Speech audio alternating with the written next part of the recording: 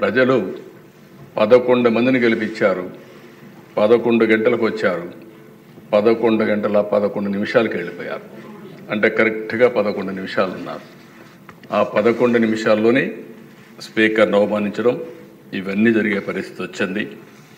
అధ్యక్ష, ఒక్క విషయం గుర్తుపెట్టుకోవాలి. ఇక్కడుండే మనం కానీ ప్రజలకు కానీ విజ్ఞప్తి చేయాల్సిన అవసరం ఉంది. వివిధ రాజకీయ పార్టీలు ఉంటాయి. హామీలు ఇస్తాం. హామీలు ఇచ్చిన తర్వాత ప్రజలు ఎన్నుకుంటారు.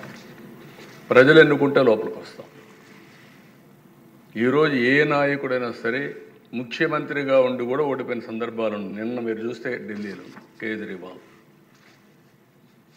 ఆయన ఎమ్మెల్యే గెలవలేదు. ఎమ్మెల్యే గెలవకుండా నాకు ప్రతిపక్ష హోదా ఇవ్వాల్సిందే అని డిమాండ్ చేస్తే, లేకుంటే నేను అసెంబ్లీకి వస్తానంటే ప్రజాస్వామ్యం ఏ విధంగా ఒప్పుకుంటుంది దిశ? దేశంలో ఎక్కడా జరగలేదు ఇలాంటి విషయాలు. నేను 96లో ముఖ్యమంత్రిగా ఉన్నాను, 95లో ముఖ్యమంత్రిగా ఉన్నాం. 94లో కాంగ్రెస్ పార్టీకి మెజార్టీ రాలేదు. సమైక్య ఆంధ్రప్రదేశ్లో 26 సీట్లు మీరు ఉన్నారు అధ్యక్ష. అప్పుడు 26 సీట్లు గెలిచారు. ప్రతిపక్ష హోదా ఇవ్వలేదు. లీడర్గా ఉన్నాడు వాళ్ళ పార్టీకి.